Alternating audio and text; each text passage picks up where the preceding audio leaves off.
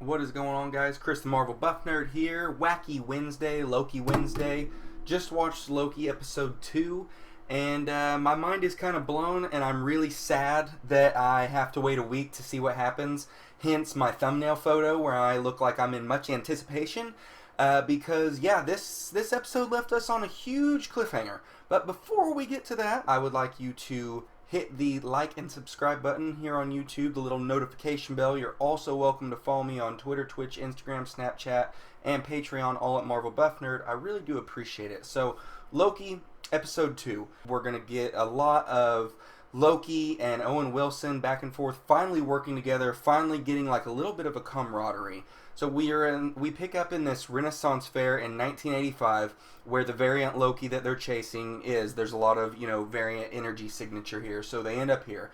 And Loki that we're with, Tom Hiddleston Loki pretty much, the Loki that we know, he ends up stalling all the TVA agents inside this circus tent. And he's like, don't go outside, the other variant's waiting right out there for you.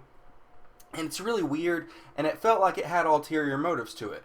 And it does, because everything that the Loki that we're watching does, like, he's going along and playing along with Owen Wilson's plan and everything, but at the same time, everything he does is also playing into his plan, which is to overthrow the Timekeepers. That's what he wants to do, because it's just in this Loki's nature to...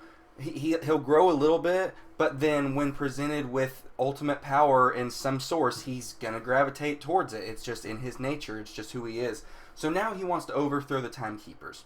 So after Loki and the rest of the agents and Owen Wilson get back from the Renaissance Fair, we have a section where they start doing some research on how to find this next Loki. And so the Loki that we're with, he starts stumbling across things. It appears that this variant Loki they're chasing, he's hiding in apocalypse timelines. So he's hiding so close to the end of the timeline wherever he goes that so much other stuff is going on because it's the end of the world, whatever that may be, whether it's a storm or a big fire or what it is. There's so much other things going on that they erase his energy. So the TVA can't pick him up. So that's how he keeps jumping and hiding and baiting and luring everybody, because he's planned it out to where he's always going through these different timelines and we're right at a doomsday event. So it's untraceable because his amount of energy is so small compared to the amount of energy that's going around everywhere else. So, we have a huge discovery, which leads us to a little montage of Owen Wilson and Loki working together, and they're like narrowing stuff down together, and they're like, okay, boom, Alabama, 2050, this is where the variant's at. That's where we're going. So Owen Wilson has to go get this big mission approved where everybody's going to be geared up with extra weapons and everything, and big bulletproof, like TVA chess pieces. They all look badass. They're going to go to this Alabama 2050 timeline, and that's where they think they're going to find the variant Loki that's been, killing everybody pretty much. So they get the mission approved barely. We have a cute little spot in the locker room where Owen Wilson, he's so excited, he's going to give Loki his knives back. He gives him his knives back. He's like, here you go, just in case. And Loki's really excited. And then one of the TVA agents, the one that we've been with since the first episode, that's real prominent, the leader pretty much, she comes in and she's like, no way, what the hell are you doing, just a funny little moment like that. And then when they get into the timeline, there's another funny moment where it's a rainstorm kind of tsunami event that's going to be the doomsday, and Loki is soaked. Everybody's soaked when they get inside this supermarket, which is where, the showdown is going to take place. And Loki uses his magic just to dry his clothes off and dry himself off. And the TVA agent is like, what the hell was that? He's like, I used my magic to dry myself off so I'm not walking around squeaking and being soaked like the rest of you fools. Like, just cute little things like that where he's like, yeah, it has, like, practical effects, practical uses. I like that. And the second half of this episode really ramps up fast, especially once we get into the supermarket in Alabama. We waste no time with some confrontation where the variant Loki, the bad variant Loki, I should say, I guess, is possessing all these different people and having them fight and put the Loki that we're following, the good Loki, they're kind of just putting on a show for him, stalling for time. And in the background, we can see the actual bad variant got a big trap going on here. So we can see them staging their trap. And as things ramp up, the Loki that we're with keeps, saying, show yourself, confront me, confront me. And all of a sudden, right before that happens, the bomb plan starts to go off, whatever you want to call it. Her big plot, or spoiler, the variant that we meet going against everybody is a female Loki variant, which not to toot my own horn, but I was kind of thinking that for some reason, just because, well, I guess it's not like a huge thing to pick up on, just because we saw, Loki's sex was gender fluid. So I was like, oh, I bet that's because we're going to see a female Loki in this series, which I'm sure a lot of fans put together already. So big surprise, woohoo, that this is a female Loki. So it's a cool twist. It's not just like another Tom Hiddleston copy or anything. I like that, because that would be kind of boring to just keep showing the same iteration of Loki time and time again. So it's a female Loki that has this plan, and she's lured them right. They're all right where she wants them.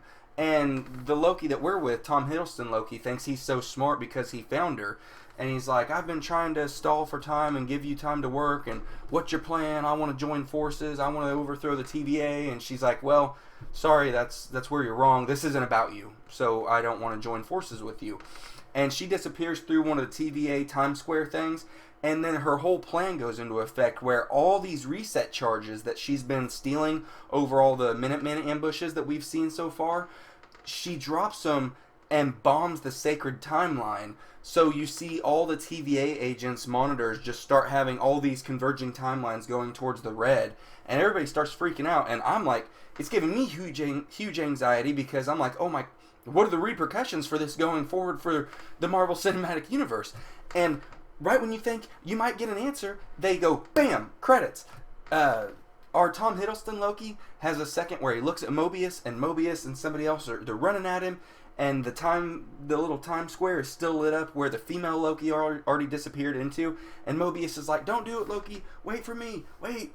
And then male Loki, Tom Hiddleston Loki, he goes ahead and goes through the square, everything, the square goes away, Mobius is like, damn it, and then cut to credits. What is going to happen? What does this mean for everything? I know that Kevin Feige said that this show is going to have such an effect on things going forward. So I'm trying not to think about that with every little thing that happens. But I'm such a fanboy that it's just, I'm eating into it, really. I'm drinking the Kool-Aid. And I'm hooked now.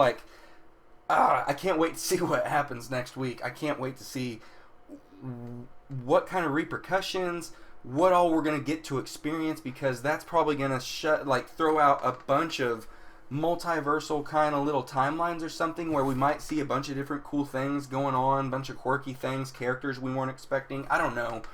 I'm really excited for next week's episode. This episode did a great job of getting you engaged with growing the rapport between Loki and Owen Wilson during the first half of the episode, and then just completely ratcheting the tension up the second half of the episode, and then leaving you in a spot of pure anxiety, and just what is going to go on. I need it to be next Wednesday now. So guys, let me know in the comment section down below. Like the video, subscribe to the channel. I really appreciate it. Did you like this episode of Loki? Are you following this series so far? And what do you think overall? See you guys next week. Have a good one.